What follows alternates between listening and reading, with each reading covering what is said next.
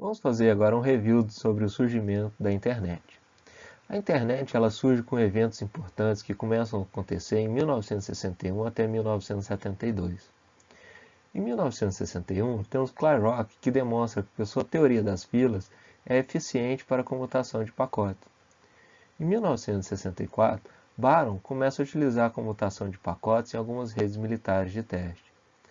Em 1967, surge então a ARPANET, concebida pela Advanced Research Projects Agency. Em 1969, surge então o primeiro nó da ARPANET de forma operacional. Em 1972, a ARPANET é apresentada publicamente. Ela já tem 15 nós e conta com o primeiro protocolo fim a fim, o NCP.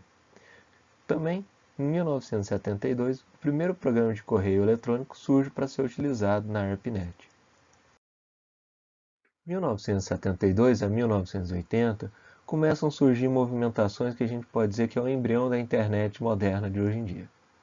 Em 1970, a LoRaNet surge no Havaí. É um laboratório especializado em estudar o funcionamento de redes de computadores. Em 1973, a tese de doutorado de Metcalfe propõe o uso do Ethernet, um protocolo de rede de computadores utilizado até hoje. Em 1974, CERT-CAN estabelece algumas arquiteturas para interligação de redes.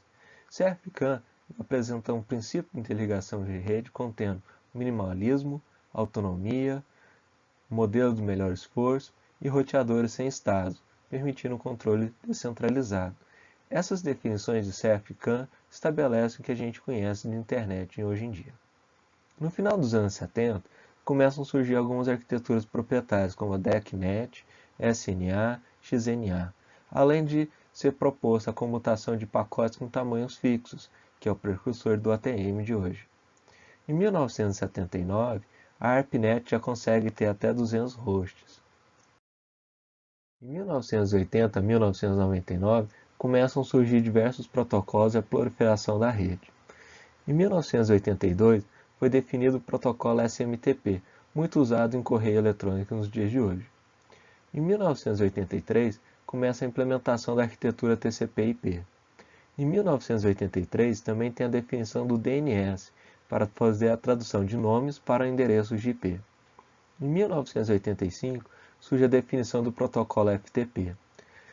Em 1988, o TCP começa a absorver a necessidade de ter um controle de congestionamento, uma vez que a rede não suportava mais a crescente demanda de uso.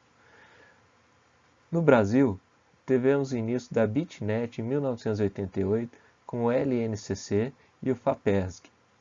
No final dos anos 80, a internet pública já tem aproximadamente 100 mil hosts.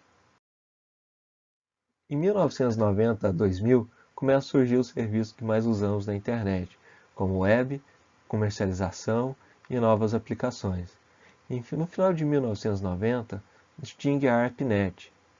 Em 1991, a NSF remove as restrições de uso comercial da FSNet.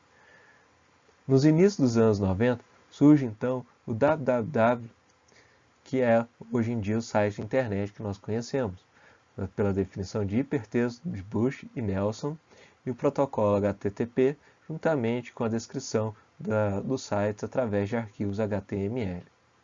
Em 1994, surgem alguns navegadores de internet, como o Mosaic, e depois se transformam no Netscape. No final dos anos 90 e início dos anos 2000, começa então a comercialização na internet, com os e-commerce, os enlaces de redes backbone começam a atingir a gigabits por segundo, o uso de ferramentas como chamadas de voz e vídeo sobre IP, além de aplicações descentralizadas para transferências de arquivo e comunicações, como o BitTorrent, o Skype e o PPLive. Começa também a surgir a necessidade de redes móveis. Em janeiro de 2012, a internet já tem aproximadamente 888 milhões de hosts. Neste gráfico, podemos visualizar o crescimento da internet ao longo dos anos. Reparem que ela começa a crescer de forma exponencial, até aproximadamente 2006. Em 2006, conseguimos visualizar uma pequena queda ali no crescimento da internet. Entretanto, essa queda é explicada devido a novas tecnologias que foram introduzidas na internet. Esse censo foi construído medindo a quantidade de IPs válidos, que é a quantidade de IPs que é possível ser enxergado na internet. Entretanto, neste momento, era utilizado o IPv4, a versão 4 do protocolo IP. A versão 4 do protocolo IP utiliza-se de 4 octetos para definir o número de endereço, onde octetos são sequências de 8 bits. Ou seja, o IPv4 tem uma quantidade limitada de IPs que podem ter na internet. Mas em 2006 não houve uma queda real no número de hosts conectados na internet. O que aconteceu foi a inclusão de outras ferramentas como o NAT, que mascara quantidades de IP dentro de uma rede, permitindo que em um único IP válido você tenha diversos outros IPs conectados. Isso permitiu que o crescimento exponencial da rede ainda pudesse ser suportado até a vinda do protocolo IPv6. O gráfico ainda apresenta um crescimento não exponencial, mas ainda assim um crescimento no número de hosts conectados na rede. Entretanto, o número real de hosts conectados na rede não segue esse comportamento, e sim uma subida mais íngreme do que apresentada. Isso graças ao uso do NAT. Ali, em torno de julho de 2017, temos novamente uma queda no crescimento da internet. Mais uma vez, essa queda não é verdadeira. Essa queda pode ser explicada pela diminuição do uso de alguns protocolos IPv4 e começar a usar outros protocolos como IPv6. Isso então apresenta essa queda.